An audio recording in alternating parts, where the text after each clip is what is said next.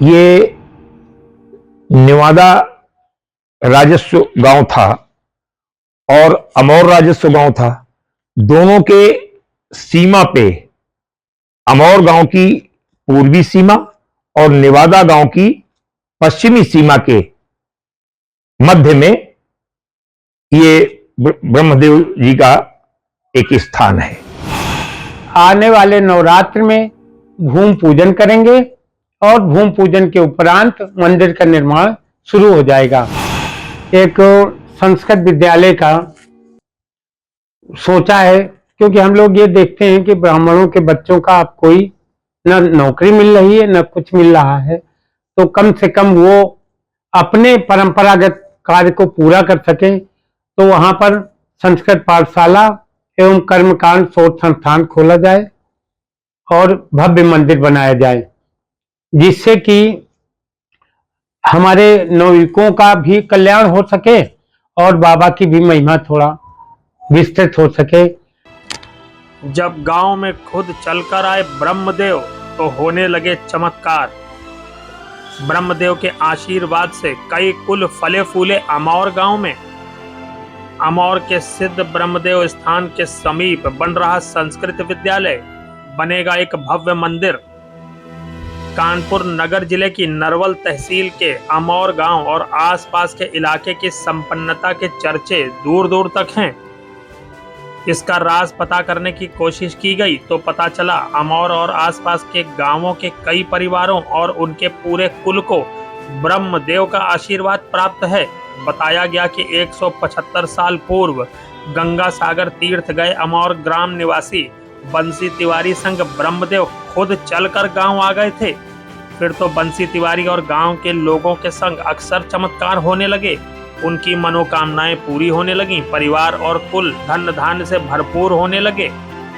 इस गांव के मूल निवासी और बंसी तिवारी के परिवार के अनिल द्विवेदी परिजनों और श्रद्धालुओं संग मिलकर यहां पर ब्रह्मदेव का एक भव्य मंदिर बनवाने जा रहे हैं। बीते दिनों गुरु पूर्णिमा के अवसर पर परिजनों व गांव वालों संग अनिल द्विवेदी ने विधिवत पूजन के पश्चात मंदिर के लिए भूमि चिन्हांकन किया। इतना ही नहीं, बीएसए ऑफिस कानपुर नगर में वरिष्ठ लिपिक के तौर पर कार्यरत अनिल द्विवेदी ब्रह्मदेव स्थान के बगल में अपने खेतों में ही एक विशाल संस्कृत विद्यालय का निर्माण भी कर रहे हैं। इसका भवन निर्माण जारी है। अमौर में अनिल द्विवेदी के इस महत्वाकांक्षी प्रोजेक्ट संस्कृत विद्यालय का काम अनिल के बड़े भाई भगवताचार्य अरुण द्विवेदी और कर्मकांड विशेषज्ञ भतीजे पंडित अभिनव द्विवेदी संभालेंगे। अनिल द्विवेदी के खेतों में एक छोटी सी प्राचीन तलैया के बीच स्थापित है वो पीपल का प्राचीन वृक्ष, जिसे ब्रह्मदेव के स्थान का स्थायी निवास के तौर पर बंसी तिवारी ने रोपा था। अनिल द्विवेदी और उनके बड़े भाई भगवताचार्य पंडित अरुण द्विवेदी बताते हैं कि उनके बाबा मथुरा प्रसाद के साले बेनी तिवारी के साथ ब्रह्मदेव खुद ट्रेन में बैठकर गांव तक चले आए थे। यहाँ गांव से 8 किलोमीटर दूर सरसौल स्टेशन पर उतरकर ब्रह्मदेव खुद बंसी तिवारी के पीछे गांव तरफ चल दी। ये उजागर नेवादा के क्षेत्र में लगता है, ग्राम अमौर के बगल में। हाँ, अमौर की सीमा से जुड़ा हुआ। और यहाँ हमारे बाबा के मामा स्वर्गीय बंसी प्रसाद तिवारी 1874 में कलकत्ता से उनके साथ हमारे कुल देवता आए थे। गंगा सागर गए थे वो, और उन्हीं ब्रह्मदेव के कहने से उन्होंने यहाँ स्थान दिया, अपनी जमीन में वृक्ष लगाया। तब से अनवरत ये हमारे कुल की रक्षा कर रहे हैं और इन्हीं के प्रभाव से तमाम निसंतान लोगों को संतानें प्राप्त हुई और हम लोग भी फल फूल रहे हैं। हमारे पूर्वज सब हमें बताते रहे हैं कि उनका विशेष प्रभाव है और बड़ी लोगों की आस्था उनसे जुड़ी हुई और मनोकामनाएं भी पूर्ण होती हैं। हाँ, संस्कृत विद्यालय भी। हाँ, हमका बहुत फायदा मिला उनसे ब्रह्मदेव बाबा।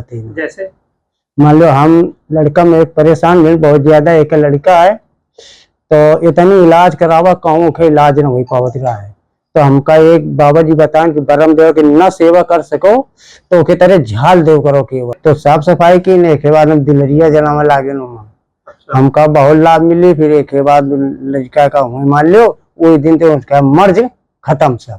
हम अन्य गांव के लोग उनका पूजन करते हैं, उन पर विश्वास करते हैं। और मंदिर निर्माण के लिए जिनके खेतों में है अनिल द्विवेदी और अरुण द्विवेदी, ये दो भाई हैं, तो वो आज संपन्नता है, खेती है ज्यादा, तो उन लोगों ने ये प्लान बनाया कि इसमें मंदिर बनवा देंगे उनका। फिर सारे गांव का और क्षेत्र के लोगों का भी योगदान होगा, कोई शारीरिक कर रहा है, कोई आर्थिक कर रहा है। मंदिर बनने की योजना बन रही है, बन जाएगा। तो वो बंसी बाबा उस ब्रह्म वृक्ष में आज भी निवास करते हैं और ऐसी मान्यता चली आ रही है कि जब तक यहां कोई कार्यक्रम हो, इनके घर में फंक्शन हो, शादी कामकाज हो, कुछ भी हो, तो इन लोगों का प्रथम भोग जाकर के उनको लगता है।